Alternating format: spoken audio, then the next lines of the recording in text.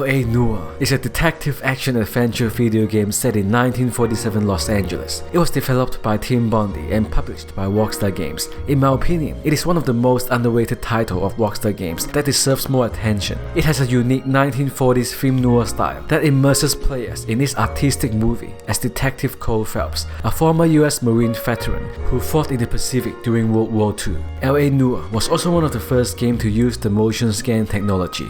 The developers used 32 surrounding cameras to capture each actor's facial expressions from every angle, creating realistic facial expressions of characters that allow the game's interrogation mechanic to work, as the player is required to use suspects' reactions to questioning to judge whether they are lying or telling the truth. Most characters' facial expressions are made pretty easy to read for players, as they were acted out by real actors who would exaggerate their lying faces for the sake of keeping the game enjoyable and playable for most players. So L.A. Noire could be a good beginner's exercise on reading the mask of people. But when dealing with the much more complex and skilled actors in the real world, we could use some of the principles of observation that we have learned from the game and pay attention to the details of people's expressions in a much deeper way. And we could all learn to become a detective who could pick up signals from people's masks that most people would otherwise ignore.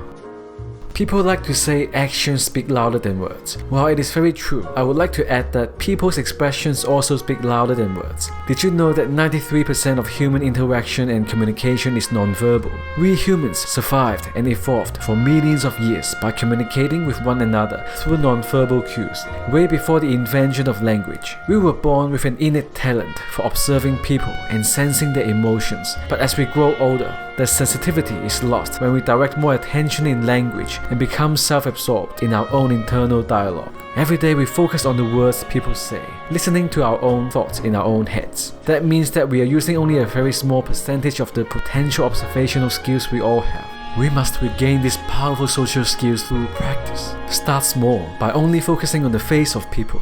Give yourself a goal of observing one or two facial expressions that seem to go against what the person is saying, or implying some extra information. In observing any particular individual over time, you need to understand their baseline expression and mood. Some people are naturally quiet and reserved. Some are more open and energetic. Their facial expression revealing this. Be aware of a person's usual character and pay more attention to any deviations. For example, sudden lighting up of the eyes in someone who is genuinely reserved, or a relaxed look from the habitually nervous. Once you know a person's baseline, it will be much easier to see signs of distress in them. People often give their real self away with the mixed signal, a positive comment to distract you, but some clearly negative body language. This offers them relief from the tension of always having to be nice. They are betting on the fact that you will tend to focus on the words they say and not notice their grimace or lopsided smile. Pay attention as well to the opposite configuration. Someone says something sarcastic pointed at you, but they will do this with a smile and a jokey tone of voice, as if to signal it is all just good humor.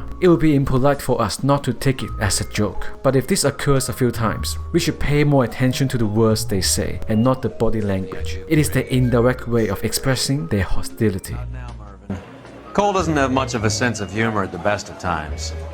After you have figured out people's baseline, pay attention to their micro-expressions. Micro-expression is a recent discovery among psychologists who have been able to document its existence through film. It lasts less than a second. Usually it reveals when people are feeling a negative emotion such as anger, fear, or contempt and try to suppress it, but it leaks out in a fraction of a second. A momentary glare, tensing of facial muscles, pressing of the lips, a slight frown or look of disgust, with the eyes looking down.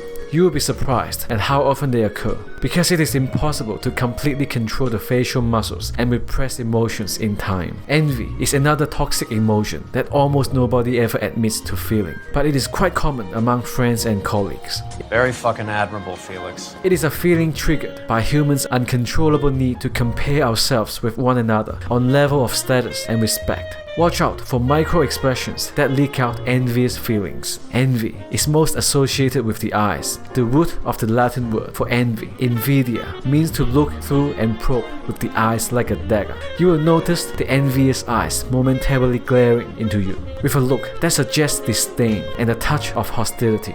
If Phelps paid more attention to his partner Roy's negative emotions and intentions, he would have avoided the well-planned envy attack by Roy that got him demoted from Vice desk and seriously damaging his reputation and marriage. Being able to detect envy is not going to make ourselves paranoid, but only better able to cut out the false friends from the real ones, the ones we can truly trust.